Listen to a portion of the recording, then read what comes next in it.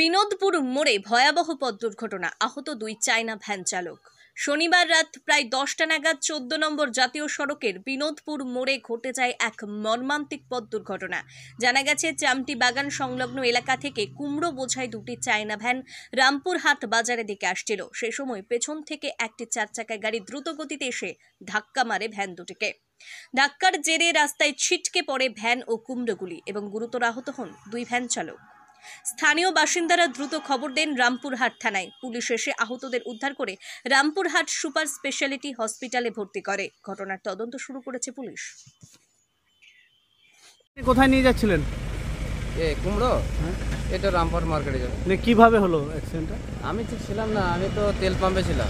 আচ্ছা, গাড়িতে মেরেছিল? বাইকে তেল ভরছিলাম, আর তারপরে এসে এটা দেখছি। কাউকে ইনজুরি হয়েছে? হ্যাঁ হয়েছে, ওদেরকে হসপিটালে পাঠা হয়েছে। কজন? দুজন আছে। গুরুতর আহত? হ্যাঁ ও তো আছে। কি নাম আপনার? নাম কেতা বলছে। পেছন থেকে এই দুটো আগে ছিল, হ্যাঁ, পেছনে থেকে আপনার এটা আসছিল, ওই 4 চাকা। যাই হোক, ওরা কাছে কিছু ছটা পড়েছে, দেখতে পাইনি, লাইটের সামনে লাইটে দেখতে পাইনি, পেছন থেকে ধাক্কা মেরেছে। যেই ধাক্কা মারে দুটো গাড়ি মনে করেন সঙ্গে সঙ্গে ছিল, দুটোই পাল্টি খেয়ে গেছে।